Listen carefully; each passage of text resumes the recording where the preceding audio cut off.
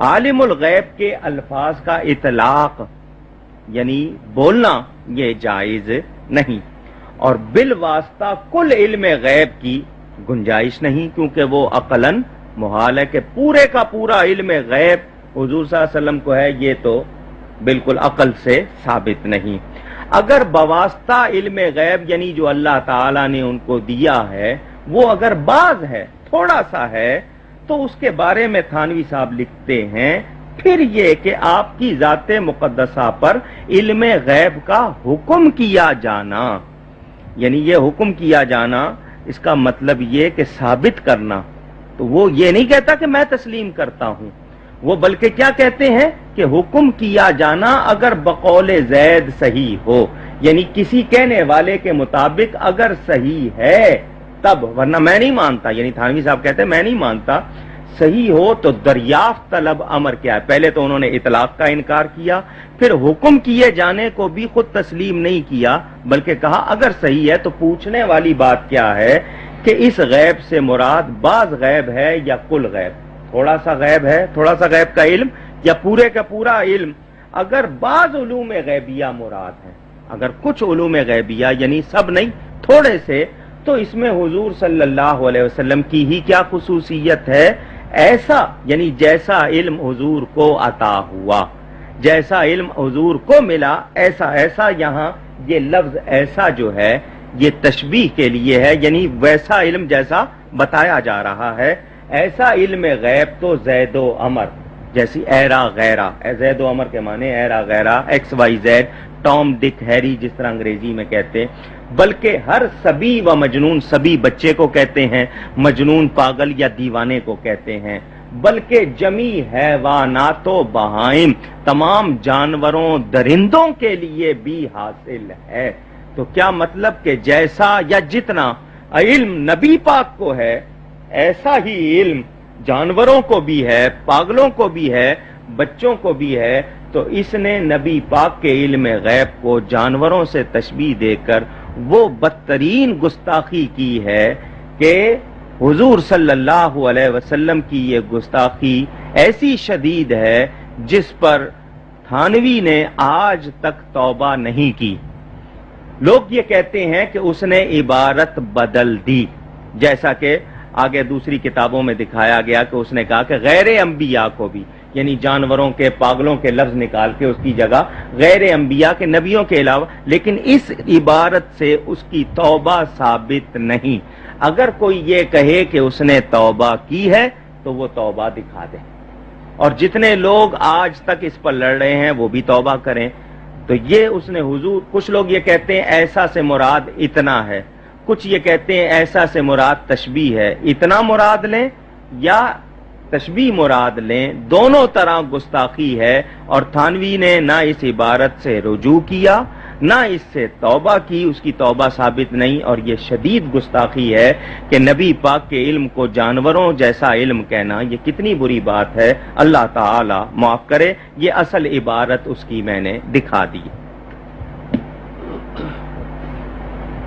Number 6 کی عبارت یہ ہے،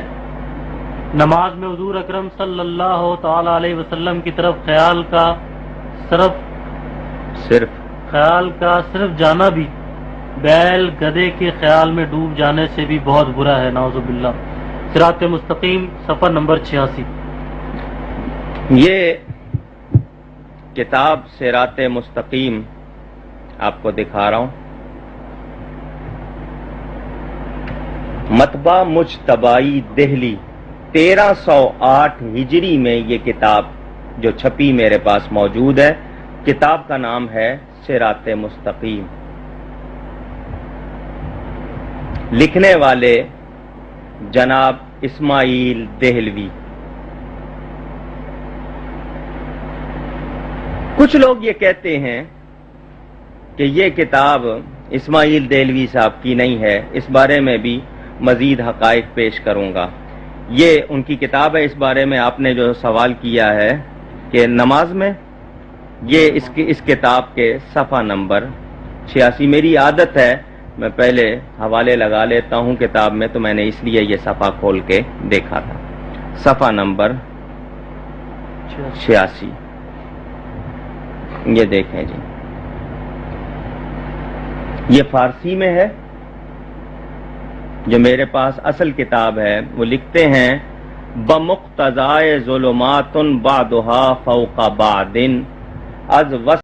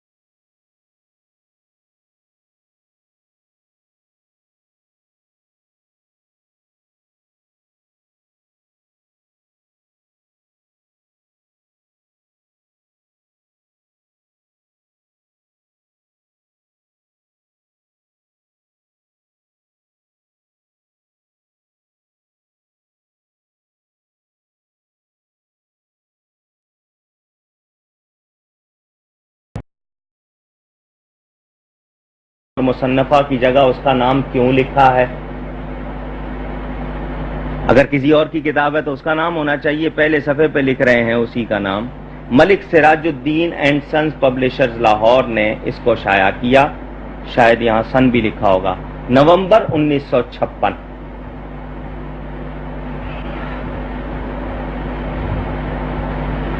اب اس میں ان کا وہی جملہ جو ہے اس کا آپ کو ترجمہ دکھا دیتا ہوں۔ صفحہ نمبر 150، یہ وہی کتاب ہے صراط مستقیم، اس کے صفحہ نمبر 150 پر اسی عبارت کا انہی کی زبانی انہی کے عقیدہ لوگوں سے ترجمہ سنیے۔ ہاں بمقتضائے ظلمات بعدها فوق بعد، ظلمات جمع ہے یہ، اور ثابت یہ کرنا چاہتے ہیں کہ بعض گمراہی